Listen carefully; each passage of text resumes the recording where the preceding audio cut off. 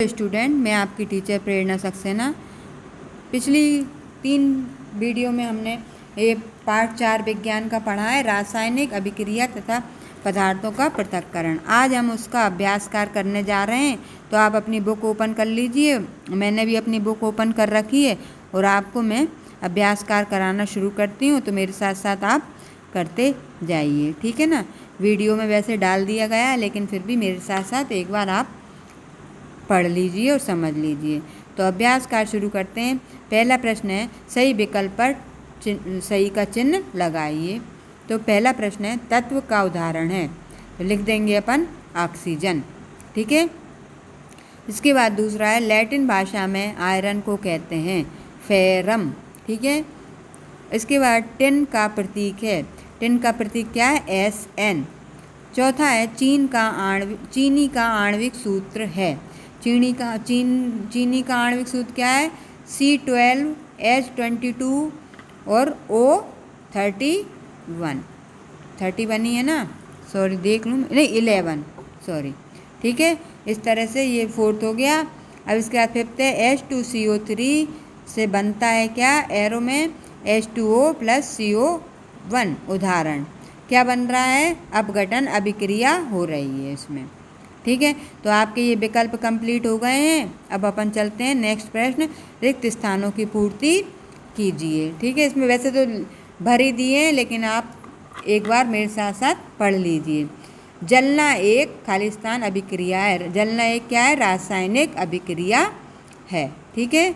इसके बाद दूसरा है, एक रासायनिक अभिक्रिया में एक या अधिक परमाणु रासायनिक पदार्थ बनते हैं। क्या बनते हैं, परमाणु, ठीक है ना। इसके बाद आते हैं तीसरा, एक शुद्ध पदार्थ में केवल एक प्रकार के होते हैं। कौन होते हैं, अणु, या अभिकर्मक लिख सकते हैं या अणु लिख सकते हैं, तो आप अणु लिख दीजिएगा, ठीक है। चौथे नंबर का खाली स्थान है, एक तत्व में केवल एक प्रकार के होते हैं। कौन क्या होते हैं, एक प्रकार के, परमाणु, परमाणु इसमें खाली स्थान में भर दीजिए। 5वां नंबर का रासायनिक खालिस्तान यौगिकों को प्रकट करने के लिए प्रयुक्त होते हैं। रासायनिक सूत्र, इसमें आपको भरना है सूत्र, ठीक है। 6वें नंबर पे आते हैं, वह रासायनिक प्रक्रिया जिसमें मूल पदार्थ अन्य पदार्थों में परिवर्तित हो जाता है, रासायनिक कहलाती है क्या, अभिक्रिया, ठीक है ना। इसके बाद 7वें नंबर पे आते हैं, प्रतीक खालिस्तान को तथा सूत्र खालिस्तान को प्रदर्शित करते हैं। प्रतीक तत्वों को तथा सूत्र यौगिकों को प्रदर्शित करते हैं। नेक्स्ट पेज पर आइए। मैग्नीशियम ऑक्सीजन अभिक्रिया ऊर्जा मुक्त करने का एक उदाहरण, जिसमें ऊर्जा के रूप में मुक्त होती है, निर्मुक्त, ठीक है, ऊर्जा निर्मुक्त के रूप में मुक्त होती है। 9 नंबर का खाली स्थान है, वह रासायनिक अभिक्रिया जिसमें ऊर्जा मुक्त होती है कहलाती है, क्या कहलाती है, ऊष्माक्षेपी, ऊष्माक्षेपी अभिक्रिया कहलाती है। 10वां नंबर खाली स्थान है, बहुत अधिक क्रियाशील धातु सोडियम को खालिस्तान में रखा जाता है, लेकिन खालिस्तान में नहीं। तो पहले में लिख देंगे, केरोसिन में रखा जाता है, लेकिन खुले स्थान पर नहीं, ठीक है। अब आते हैं आपके अति लघुत्तरीय प्रश्न, यानी कि 1 या 2 वाक्य में लिखने वाले, 1 या 2 लाइनों में लिखने वाले, ठीक है। तो इनके मैंने पेज नंबर डाली है, इनके उत्तर आपको इस पेज पर मिलेगा, ठीक है। चलते हैं तो अपन, बैगन का ताज़ा कटा हुआ टुकड़ा कुछ समय बाद काला क्यों पड़ जाता है, क्यों पड़ जाता है, अपन ने पढ़ा था ना। तो ये इसका उत्तर आपको 23 नंबर पेज पर मिलेगा, कैसे, रासायनिक अभिक्रिया के कारण। 33 नंबर पेज पर चलते हैं अपन, और पहली लाइन में दिया है, क्या दिया है, 23 नंबर पेज पर पहली लाइन में कहाँ है, चलिए,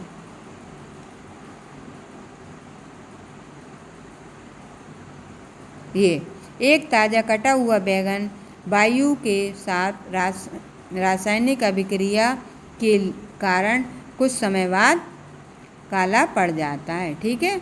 अब अगले पे आते हैं। अगला प्रश्न है आपका, क्या है, बहुत जाना पड़ेगा, इसलिए मैं प्रश्न के आपको वो बोले दूंगी तो आप वहाँ से लिख लीजिएगा, ठीक है ना। कहाँ पे आना है अपन को, सारे प्रश्नों को पेज नंबर बोले देती हूँ मैं आपको। अगला प्रश्न है आपका कि द्रव को परिभाषित कीजिए तथा इसकी 3 अवस्थाएं बताइए। तो जहाँ से जहाँ तक ब्रैकेट में लिखा गया उतना ही उतना आपको लिखना है। इसका उत्तर आपको पेज नंबर 33 पर मिल जाएगा। अति के साथ लिखा हुआ, अति का दूसरा, अति लघु का दूसरा, ठीक है। तीसरा प्रश्न है शुद्ध पदार्थ का एक गुण लिखिए। तो ये भी आपको पेज नंबर 33 पर इसका आंसर लगा हुआ मिलेगा। चौथा नंबर का प्रश्न है तत्व को परिभाषित कीजिए, किन्हीं 2 तत्वों के नाम लिखिए। तो इसको भी आप पेज नंबर 33 पर ही देख लीजिएगा। इसके बाद तत्वों को प्रदर्शित करने की संक्षिप्त विधि, तो ये पेज नंबर 34 पर आपको मिल जाएगा। अगला है नाइट्रोजन, आयरन, कैल्शियम, ऑक्सीजन तथा सोडियम के रासायनिक प्रतीक क्या हैं। तो पेज नंबर 35 पर चलते हैं, 35 पर, 35 पेज पर चलेंगे।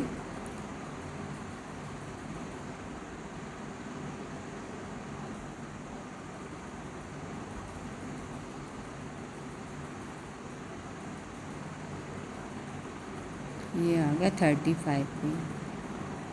यदि ना कैल्शियम का Ca, आप एक तरफ लिख लीजिएगा नाम, दूसरी तरफ लिख दीजिएगा प्रतीक। तो कैल्शियम का Ca, आयरन का Fe, ऑक्सीजन का क्या लिखेंगे O, सोडियम का Na और नीचे दिया है नाइट्रोजन का N। ये बस इनके ही लिखने हैं, जितने पूछे हैं उतने ही लिखने हैं अपन को। अगला क्वेश्चन है आपका, क्या है अगला क्वेश्चन, पढ़ते हैं।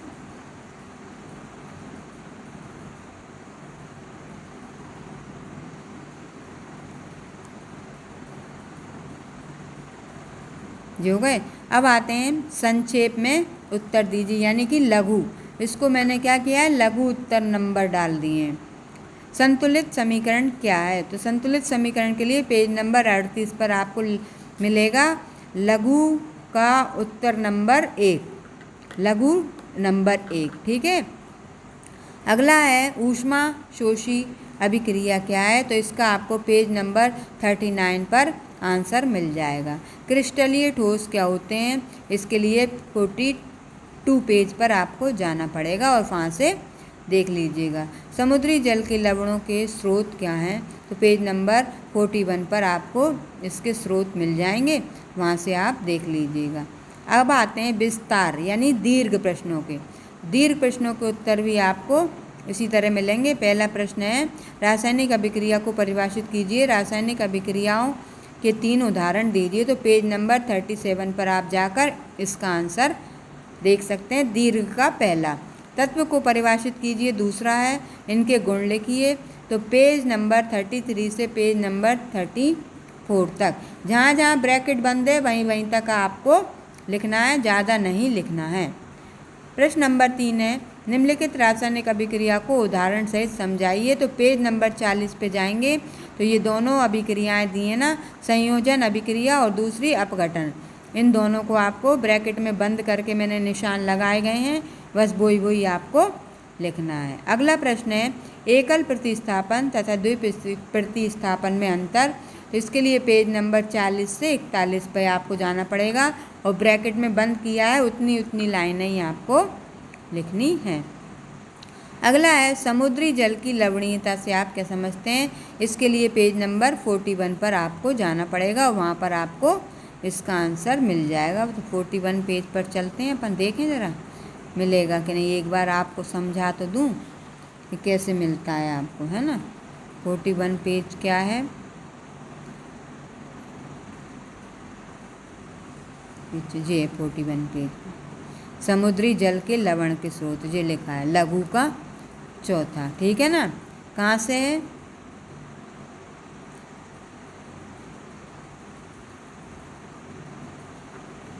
ये यहाँ से दीर्घ का, इसमें लघु का दिया है यहाँ से चौथा, यहाँ से बीच वाली लाइन में से, ठीक है। और दीर्घ का दिया है वहाँ से 5वें नंबर पर, ठीक है। तो आप लोग लिख लीजिएगा। अगला क्वेश्चन है आपका 6वां नंबर का, क्रिस्टल क्या होते हैं और क्रिस्टलीकरण की प्रक्रिया पदार्थों के पृथक्करण से कैसे सहायता करती है। जेई प्रश्न है ना, इसमें दिया है क्या? हाँ, 6वां नंबर का। इसके लिए पेज नंबर आपको 42 पे जाना पड़ेगा और 43 तक आना पड़ेगा। ठीक है, ये दिया है 42 पेज। कहाँ है? 42 पेज, ये आ गए, ये दिया है। अब इसमें ये दिया है ना लघु का तीसरा, जे इधर से जा रहा है, जे तीसरा है। और दीर्घ का आपको दिया जाएगा यहाँ से, ठोस में सूक्ष्म कण यहाँ से लेके क्रिस्टल कहते हैं। इसके बाद फिर क्रिस्टलीकरण की प्रक्रिया पूरा ऐसा लिखने के बाद इसको आपको यहाँ पे बंद करना है। लघु का तो कहाँ से है? ये दूसरी लाइन जो दी गई है आपकी, ठीक है ना, नीचे से दूसरी लाइन से क्रिस्टलीकरण कहते हैं। और दीर्घ का ऊपर से चला आ रहा है और आपको नेक्स्ट पेज तक जाना है और यहाँ तक लिखना है 6ठा, फिटकरी वाला भी पूरा। ठीक है, अब ऐसे ही 7वां क्वेश्चन पे आते हैं। दीर्घ का 7वां कहाँ है? ये दिया है। बाष्पन से आपका क्या अभिप्राय है? पदार्थों के पृथक्करण में यह कैसे सहायक है? तो पेज नंबर आपको किस पे जाना है? 43 पर। ये आ गए अपन 43 पर, ये ऊपर आ गए। ये ना बाष्पन प्रक्रिया कहाँ है? 43 पेज, ये आ गई जी। ये पूरा दीर्घ का 7वां, इसको आपको यहाँ तक पूरे दोनों पैराग्राफ में लिखना है और इस आंसर को यहीं पे ख़त्म करना है। ठीक है, अब ये आपके क्वेश्चन आंसर हो गए अति लघु, लघु और दीर्घ के। ठीक है ना, अब हम आते हैं, कुछ प्रश्न और दिए हैं इसमें। सही कथन के सामने सत्य अथवा गलत कथन के सामने असत्य लिखिए। ठीक है, तो मैंने यहाँ पे सही और गलत का चिन्ह लगा दिया है। आप इसकी जगह सही को सत्य लिख लेना और गलत को असत्य लिख लेना। ठीक है ना, ये लगे हुए हैं। तो दूध का खराब होना एक रासायनिक अभिक्रिया है, सही है। ठीक है, इसके बाद दूसरा है सभी पदार्थों में द्रव्य होता है, ये गलत है। ठीक है, तीसरा है शुद्ध पदार्थ में केवल एक ही प्रकार के परमाणु होते हैं, तो यह सही है। इसके बाद अगला है चौथा, रासायनिक प्रतीक सूत्रों को प्रकट करने का संक्षिप्त तरीका है, यह आपका सही है।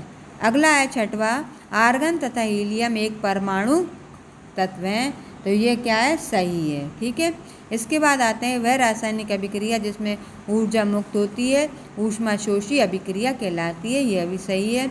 8वां आते हैं पढ़ने में, सामान्यतः अधिक क्रियाशील तत्व यौगिक में से कम क्रियाशील तत्व को प्रतिस्थापित कर देता है, यह भी सही है। 9वां नंबर का है साधारण नमक क्रिस्टलीय ठोस का अच्छा उदाहरण है, यह भी सही है। ठीक है, तो बच्चों आज ये आपका पार्ट 4 विज्ञान का क्या पार्ट था? रासायनिक, क्या है पाठ का नाम? फिर से पापा ने 4 बार पढ़ा है और पाठ का नाम नहीं याद हुआ, नहीं हुआ ना? तो क्या है? रासायनिक अभिक्रिया तथा पदार्थों का पृथक्करण कंप्लीट हो गया है। इसकी एक्सरसाइज यानी अभ्यास कार्य भी कंप्लीट हो गया है। इसको आप अपनी कॉपी में लिख लीजिएगा और फिर लर्न भी करना शुरू करिए। आज अपना पार्ट 4 तक विज्ञान हो चुका है कंप्लीट। ठीक है, अब आपका नेक्स्ट वीडियो में फिर मिलेंगे। वीडियो देखने के लिए धन्यवाद, थैंक यू।